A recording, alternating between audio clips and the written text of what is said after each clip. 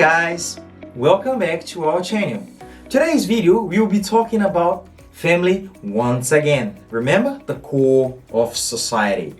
Guys, please, before we start, can you just leave your like, subscribe our channel so that you can receive all the videos we have already posted to you. Okay? Guys, in the last video, we were talking about how to respect our kids' identity, part 1. And today, we are going to be talking about how to respect our kids' identity, part 2. So please sit tight, okay? Just a recap, guys, for you about the video 1, part 1. The part 1, guys, I was talking about Deborah and Alicia, how they are different on their identities.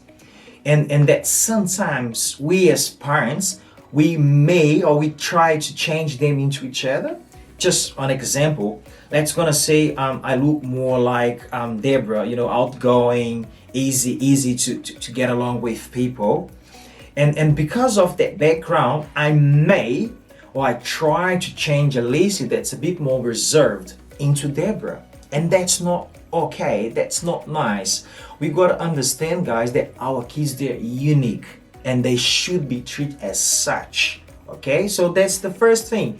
Make sure we don't force one to be the other. Okay. The second thing of that of that video was about building up their qualities. Alicia, for instance, she's not as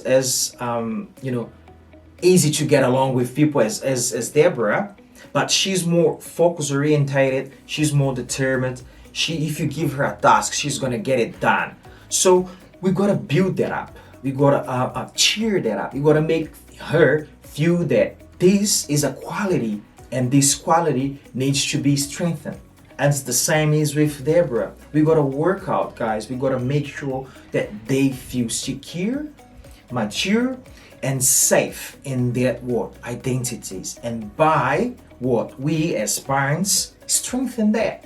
Say, hey, this is nice. Hey, let's gonna do that. Wow, you can get that better. You can improve that. So second point, strengthen that quality. Work their quality out. That's gonna get their feature and what they want best in their identity and make it the most of it. Okay? And the third point, guys, was about loving their identity. Why I'm saying that, first of all, we as parents should love them no matter what, right? But think about it. Let's gonna talk about Alicia here, just as an example. Let's say she went to school and she's hanging along with her peers, and all of a sudden they kind of try to push her away, say that they don't like her. Think about it. If she doesn't feel as loved in her identity at home, she may be tempted, to change who she is to please her peers. And she can damage herself. She can harm her being because she doesn't feel secure and loved on her identity at home. And now she doesn't feel that as well outside, and she will change herself to please and make the others loved her. But when she get the love of us as parents inside of house in their identity, they won't feel the need for love of the others, and so they won't feel the need to change who they are to please others. You got that? So we must, as parents, love and show that they're loved on their identity, at least on what she is, and Deborah on what she is. Okay? And what I want to cover today on the respecting our kids' identity part 2 is related to their style. That's a simple thing, but I think it plays a major role in their lives if we do that well. For instance, I remember that we have, not for instance, we have Deborah as the oldest, and I have Alicia as the youngest. Deborah is almost 2 years older than Alicia. So what I was doing, guys, I was getting her old clothes that's not fitting her anymore, and I was just pushing straight down to Alicia. Why? It's a bit silly, but I'm a guy that works out with my budget. I like saving money, I like investing my money. So I thought that I was doing that, I was saving money to the house, but it is kind of saving money to the house. Am I saving money? Definitely. But I wasn't saying that I was actually, trying to make Alice into Deborah, because we as parents, we bought the things to Deborah, and now we're just straight giving that thing to Alice, not respecting that she got a different taste and flavor. She got a different style. At least she may like skirts and whatever. Deborah may likes pants. So they have different flavors. They have different style. But because I was very focused on saving money, I wasn't really care about Alice's style, and I was just like, whatever Deborah got, and it's not looking bad, you're gonna just wear it. And Jules, though, she came to me and said, hey John, you gotta understand and think about that, because Alice is not Deborah. We gotta get her some few things that will belong to her and her alone. And I was like, wow, that's very interesting. I'm not saying, guys, for you to stop getting what your oldest daughter have and wears and give it to your youngest. I'm not saying you shouldn't do that. I think we should do that, but we gotta be sensible that they should have their own identities, and we wanted them to have their own style as well.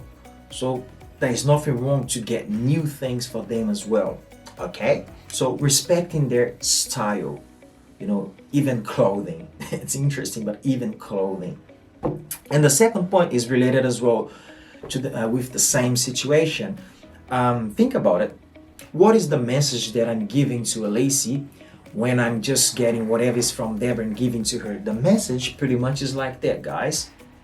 Hey, Daddy, you spend time, energy, and money, and you go around just to get a good stuff that Deborah may like. How about me? Why you're not spending money, time, energy to go around and get a new stuff for me, something that I will love, something that I will choose and will be part of who I am and my style? You see how that message can really come across, and sometimes unconsciously, but it does happen. So that's what I want you to understand. So it's good for you to use the old stuff with your youngest daughter. Yes, it is fine, but it's also good for you to take the time, to take the money and the energy and go around, check your youngest. Hey, what you want? What's your style? What you love most? And let her enjoy her style and make and build up who she is. She will have that feeling like, well, this belonged to me and me alone. My dad and my mom, they took the time, the energy, and the money to get and buy the most for me and what I love the most. Okay? And I hope you guys like this video, because that's pretty easy for us today, guys, to just mix up who our kids are and just mess them around. And we know how many people out there, they can't be themselves because they didn't receive that security and that love and that care on what they are when they were young. And today they are out there trying to please others, like trying to dress as someone else so that they can be accepted in that small group, trying to do what others are doing because they want to be loved and accepted in that particular group of people. So that's one of the reasons, that's one of the reasons why people out there are insecure and they are doing that. That's because we as parents, when we were raising them, bringing them up, we didn't love them, we didn't care enough, and we didn't pay attention enough to their own identities and respecting that and working that and loving that. I hope you like this video. I believe it's very important and you can get something out of it to bring an input into your family, and especially in this case, kids' life. Once again, stop the blah blah blah, guys. If you want to improve your marriage, talk is not much the thing. Action is what we gotta do. Action. You heard something, you start acting upon it. You bring the words into life in your house and you see a major change with you, with your spouse, and with your kids. I hope you like that. See you in the next video. Bye.